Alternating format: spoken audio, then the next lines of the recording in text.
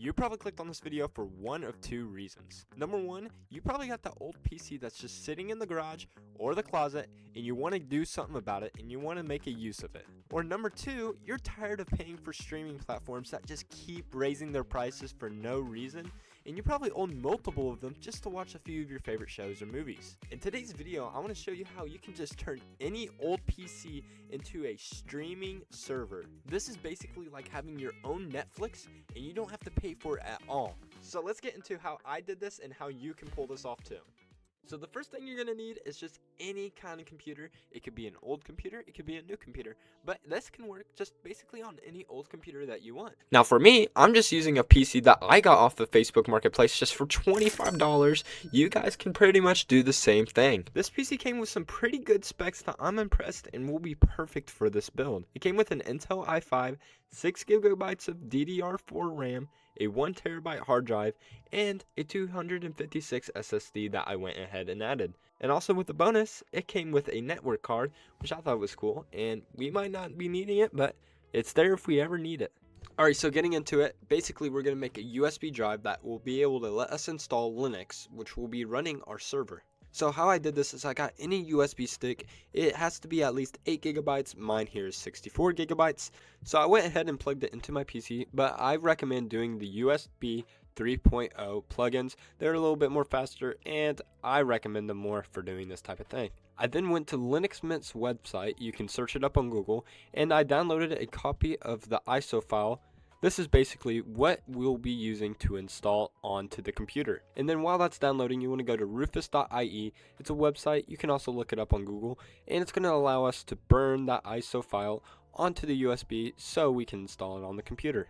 And then after you got all that downloaded, you want to go ahead and open up Rufus like I did here, and then you want to go ahead and select your device, which is the USB drive.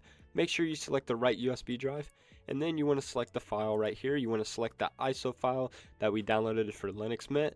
Make sure you do that correctly also. Then you can leave all the settings the same, and then you want to go ahead and click start.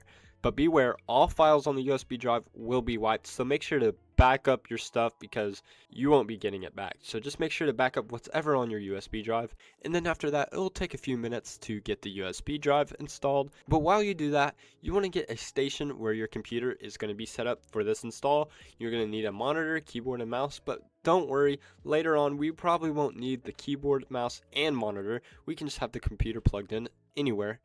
Alright, and then after you got that USB created, you want to go ahead and pop it into the computer. You can plug it into the front ports. That's my preferred one because we're going to be needing to remove it later on.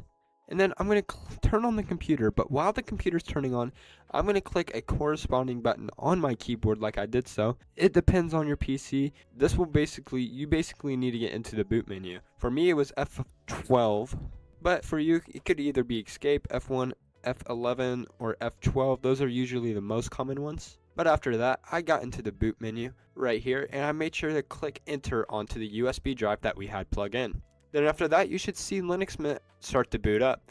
You want to go ahead and click enter on the start install, and then you should give it some time. Then after that, you should be able to see a desktop here. In the top left, make sure to double click on the install Linux Mint button. This is where we will be installing our stuff. Then after the install, it will ask for some questions.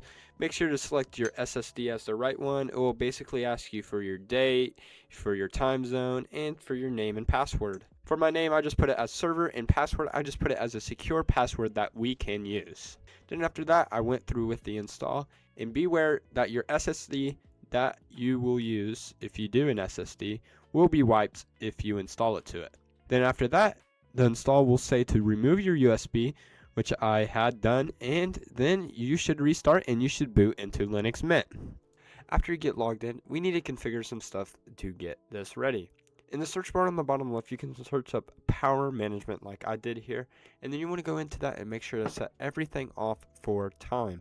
This will make sure the computer or the server won't turn off so it can be always accessible. Then you want to go to the File Explorer and go to your main directory folder. It's the one right here. Then you want to make a folder in that called Media Server. But wait, it won't let you. So in that directory, you want to right click and click this button right here. It should be saying run as root or something along those lines.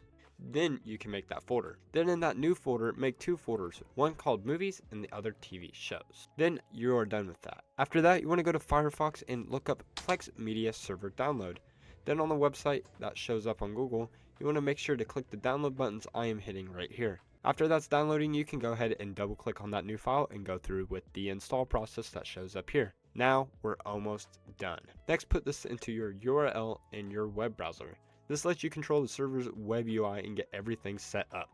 Then it will have you create a Plex account and log in. This is so you can access it on all of your TVs and device. After logging in, you'll be able to link your TVs, shows, and media folders like I did here. It should be under the slash directory. Then in the slash, it's in that media server folder that you made.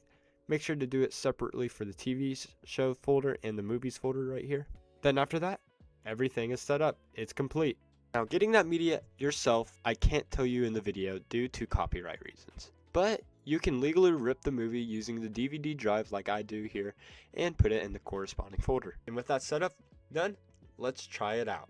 And guys, it actually works. Look, I got the movie to start playing. This is directly coming from the server, so that's really nice. So this actually works really well. And all you needed was the Plex app. I got it installed on the Apple TV right here, and it actually runs really good. And that actually concludes today's video. Now that I've shown you guys how to get this set up, there are plenty more additional YouTube tutorials and tutorials on the internet that can help you with this. So thank you for watching, and make sure to like and subscribe if you want more of these videos, and leave a comment if you got any feedback on this. So thank you for watching, and bye.